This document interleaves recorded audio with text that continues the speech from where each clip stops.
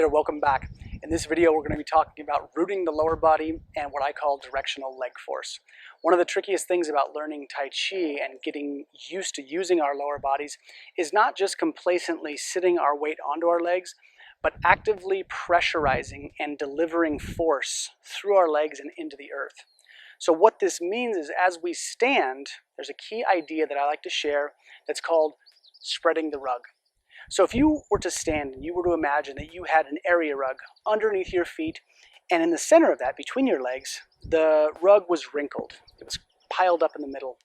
Now, imagine this rug is on a wood floor, and as you put your feet onto this rug and you were to push outward, the rug would slide along that wood floor and you would flatten out the wrinkles in the center of this area rug. The wrinkles that were between your legs, you would actually flatten because your legs are pushing out and spreading the rug.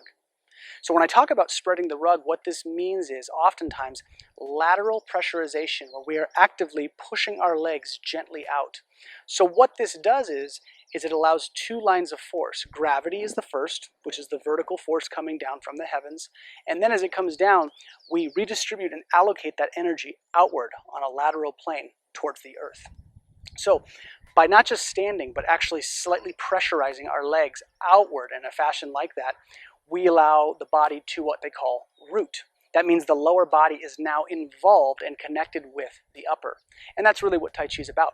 How many units of power can we get from the lower body to transfer efficiently up and out through the limbs? Can we use the lower body and that power that comes from below, given that we can actually leg press more than we can bench press? Can we get that power to come up through the body? And that's where the health benefits come from Tai Chi. So that's a big one, spreading the rug.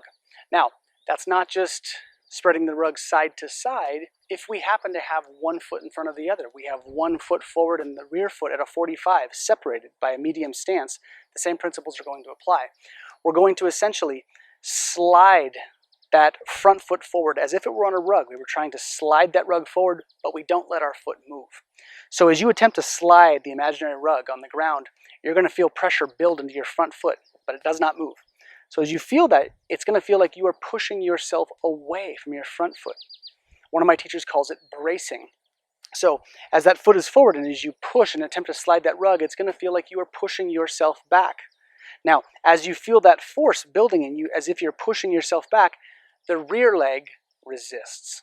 So as that front leg slides the rug and it starts to push your body back, the rear leg holds firm. And as you do that, now you have front to back pressure. Not just lateral, but front to back.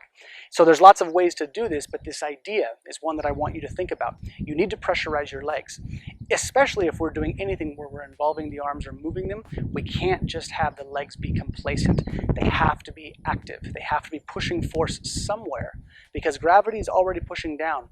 And if it's coming down, we have to redistribute it front to back, left to right, and in the advanced stages, maybe even up and down. So keep that in mind as you study Tai Chi. And keep that in mind so that your lower body can actually begin to root in a proper fashion because you'll get more out of the Tai Chi practice and your body will thank you. Let's go to the next video.